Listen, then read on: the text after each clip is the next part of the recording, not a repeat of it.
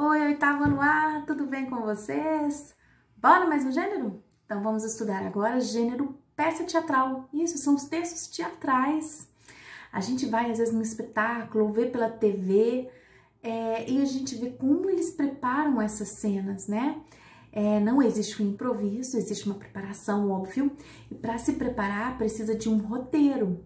Então a gente vai estudar a estrutura, características e finalidade deste roteiro de uma peça de teatro, né?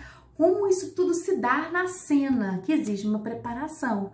Essa preparação, dentre tantas outras preparações que existe, né? Além do ensaio, cenas, figurino, né? Essa produção de figurino, a gente tem o texto.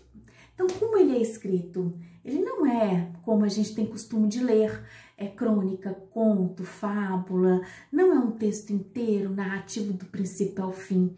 Existem algumas marcações que são interessantes colocar para que o ator, né, ou a atriz, ensine aquele personagem de uma forma muito fiel ao que é proposto. Então, são chamadas de notações cênicas. São as marcações que existem neste roteiro para que seja passado para o público da forma que é intencionalizada ali no texto, tá? Então, é o seguinte, eu vou usar o livro Poliedro. O livro tá aqui, ó, tá? E eu coloquei para vocês, já aqui recortado nos slides, um exemplo que o livro nos oferece de peça teatral, tá? Eu vou ler para vocês e vou comentando para vocês entenderem como é que esse texto é construído, tá? Então, olha só, você lerá agora um trecho da peça teatral Lua Nova. Nessa passagem, Silvia e Lúcio discutem sobre quem ficará com o bebê Júnior, filho do casal, após a demissão de Dulce, funcionária da casa. Esqueci de falar. Página 67, tá? Pega aí o livro, página 67 do livro digital.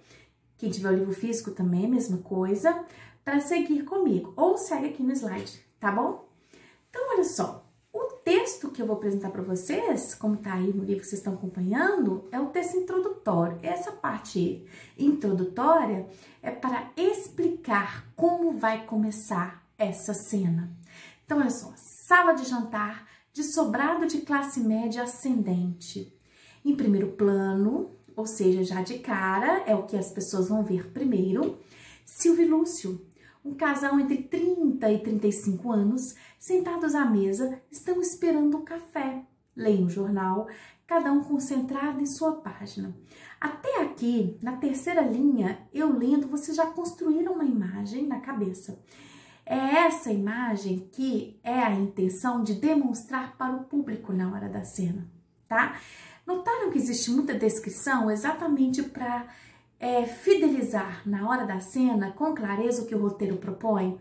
Então, é uma sala de jantar, é um sobrado de classe média ascendente, ou seja, que está em prosperação, né? Que está melhorando de vida, classe média que melhora de vida. E de cara a gente vê na cena principal, né, na parte principal, Silvia e Lúcio, que é um casal, coloca até a idade, entre 30 e 35 anos, que estão esperando café, leem jornal, cada um concentrado, cada um na sua.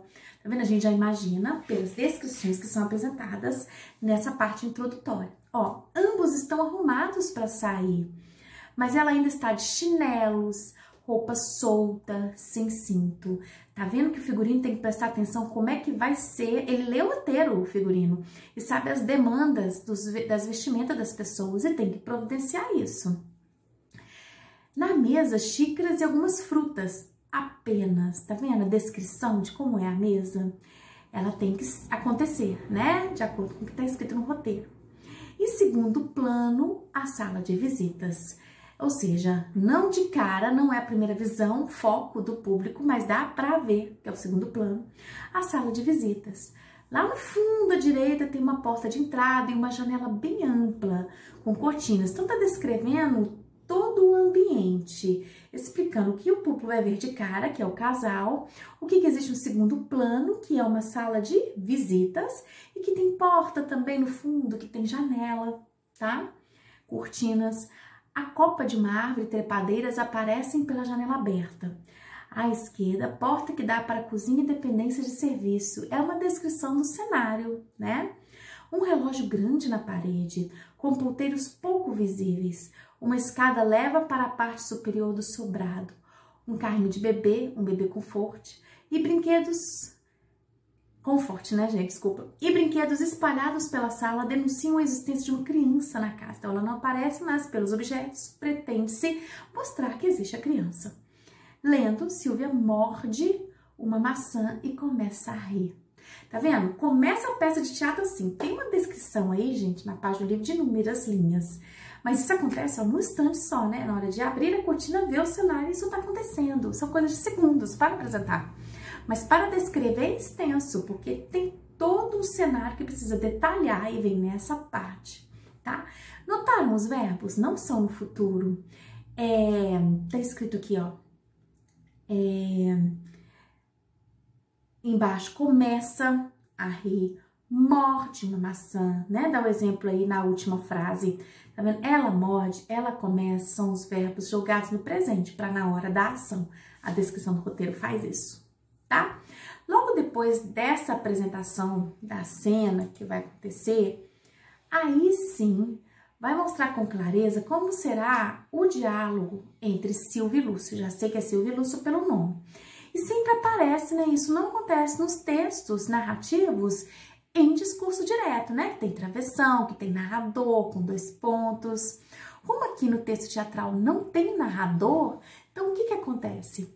A gente coloca no roteiro o nome das pessoas, né? Por exemplo, Silvia, quem vai falar é Silvia. Então, Silvia tracinha o jeito que ela fala. O que a gente vai fazer?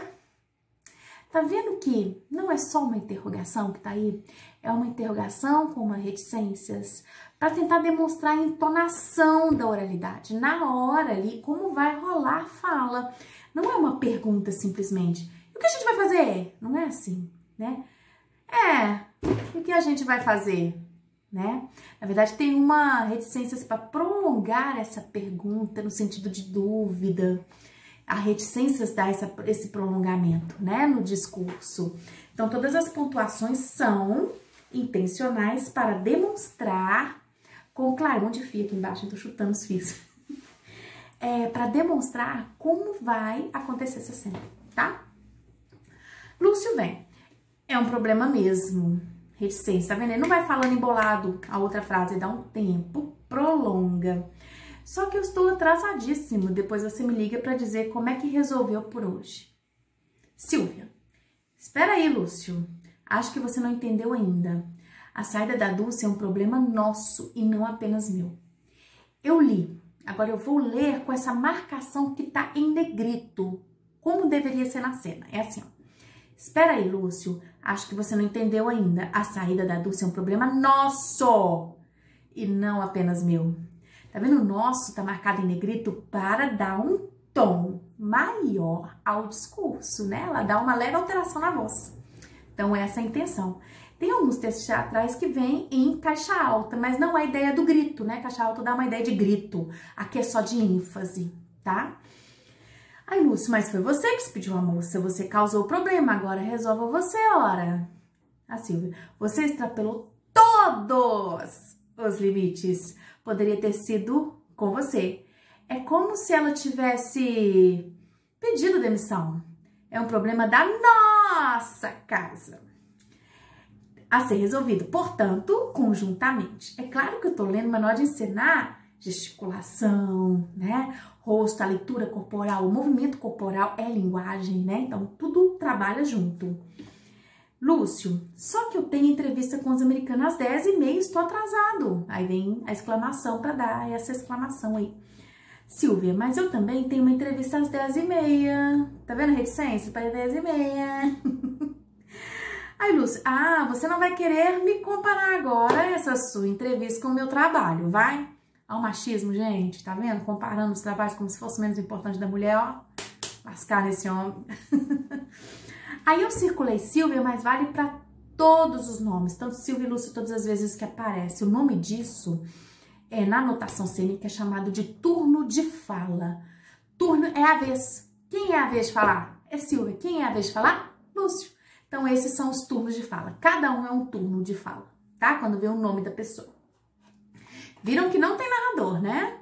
Não tem narrador. Bom, próximo slide. Silvia, minha entrevista é uma frescura apenas? Seu trabalho é muito mais importante que o meu. Aí ela afirma, né, dando uma rodada de baiana. Aí, Lúcio, não é bem isso. Lúcio, né? Não é bem isso. Com reticências. A Silvia, eu imagino ela falando na hora assim, ó, né? Colocando a mão na cintura. Diga, responde, Lúcio, é mais importante? O Lúcio, pronto. Quis escutar, escutou, Silvia. É claro que o meu trabalho é muito mais importante do que o seu.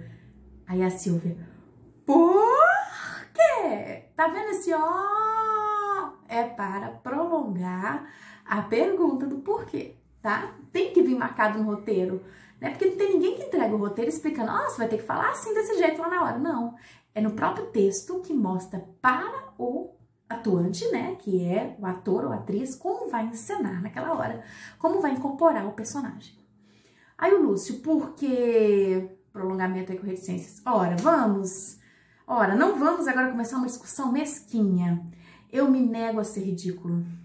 Já é ridículo, né, gente? Só de falar que o trabalho dele é melhor, né? Aí a Silvia, pois eu proponho que o sejamos. Ela é pulso forte. Aí o Lúcio, Silvia, eu estou atrasado. Não tem tempo para debates. Aí agora vem um parênteses, gente. Coisa nova aí, ó. Não apareceu isso ainda. Pega a pasta e vai em direção à porta da rua. Por isso que não precisa de narrador, porque a gente tem descrições durante os turnos de fala de como a cena vai andar, como é que os personagens vão se portar, as ações deles. Isso é uma ação, ó. Pega a pasta, é uma, e direção à porta da rua é outra. Então, isso está vindo entre parênteses, é uma outra anotação cênica que é chamada de rubrica. Não é rúbrica, tá, gente? Não tem acento. Rubrica. Essa rubrica pode vir em qualquer parte do texto, 1, 2, 3, 4, conforme a necessidade de explicar para o ator ou atriz como deve se portar naquela hora da fala, tá? Então, já tem que dar uma ideia de que tá saindo, de que não vai escutar mais nada. Ele vai pegar a pasta e vai pra rua, tá? Então, entre parênteses, sempre tem a rubrica. Pode acontecer no meio de uma fala. Por exemplo, Silvia, eu estou atrasado. Aí poderia vir, pega a pasta e vai em direção à porta da rua. Aí depois vem, não tem problemas para debates. Qual é a pequena diferença? Que ele vai falar, Silvia, eu estou atrasado, pega a pasta e vai andando e falando, não tem tempo para debates. Colocando essa rubrica no final, a ideia é falar assim, ó, Silvia, estou atrasado, não tenho tempo para debates. Ele fala tudo, pega a pasta e vai para a porta. Tá vendo? É um pouco diferente, porque tem uma ação que pode partir o discurso, né? Ou o discurso acontece inteiro e depois a ação. Então, depende da posição que a rubrica vai acontecer no turno da fala, tá bom? Próximo, a Silvia. Aí vem parênteses com reticências. É porque dá um tempo, né? Até ele caminhar, às vezes um tempo em silêncio, a porta, e ela resolve falar. Não é uma emenda de turno, não é que ele acabou de falar, logo em seguida ela fala isso, não, dá um tempo, tá? Por que seu trabalho é mais importante que o meu, Lúcio? Né? Ela pergunta. O Lúcio, não é uma questão de importância, Silvia. O que você faz no escritório é o que você faz nesta casa. São coisas valiosíssimas, mas veja, você ficou 3 meses aqui, só amamentando. Aí reticências para prolongar, né? Silvia, amamentando o nosso filho, que agora já está com 8 meses, e nosso, aliás, da sociedade toda. O Lúcio, não começa, eu não vou ter paciência agora para discurso. Ou faz nhenhenhen ou faz discurso, assim não dá. Vamos parar de lero-lero, tá? O meu trabalho pesa mais que o seu, porque ele, que é para valer, tá vendo ele negrito? Ele dá uma ênfase nesse pronome. Escutou bem? É o meu trabalho.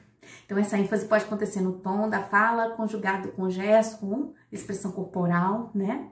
E não seu, que garante a segurança dessa família.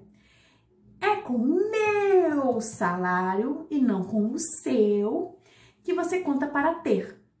Olha outra rubrica, gente. Parênteses, aponta os pacotes das compras. Então, ele aponta para esse pacote, tá? Durante essa fala. Esse supermercado aí, assistência médica, seguro de vida, carteirinha do clube e tudo mais, tá bom? Então, olha só, ele começa a falar que é com o salário dele e não com o dela, que você conta pra ter. Na hora que tá falando, ele aponta pra sacola e fala, esse supermercado aí, assistência médica, ele começa a pontuar as outras coisas. Mas na hora que ele cita primeiro o supermercado, ele aponta pra sacola, que tá lá no ambiente, tá? Aí a Silvia, amanhã pode ser o meu, lembra da tua mãe? Aí vem aí um parêntese na outra linha com reticências, porque é um trecho da peça, né? Então tem continuação, por isso que vem esse parênteses com reticências no final desse trecho, tá? Tá aí a fonte. Então o que a gente viu? Que é um texto que não é narrativo, como a gente tem costume de ver, né? Crônica, conto, porque ele tem turnos de fala, o nome das pessoas, tá? E também tem notações cênicas relativas à rubrica, de como os personagens vão se comportar durante determinadas partes da cena, da fala, tá bom? Então é isso, no primeiro momento, para a peça de teatro, vou delegar para vocês algumas tarefas do poliedro, tá? Pra gente reforçar essa nossa aula e na outra semana a gente fala um pouco mais sobre esse assunto e eu tenho uma surpresinha para vocês de atividade que vamos fazer juntos. Isso aí. Um beijo, hashtag fica em casa, tá?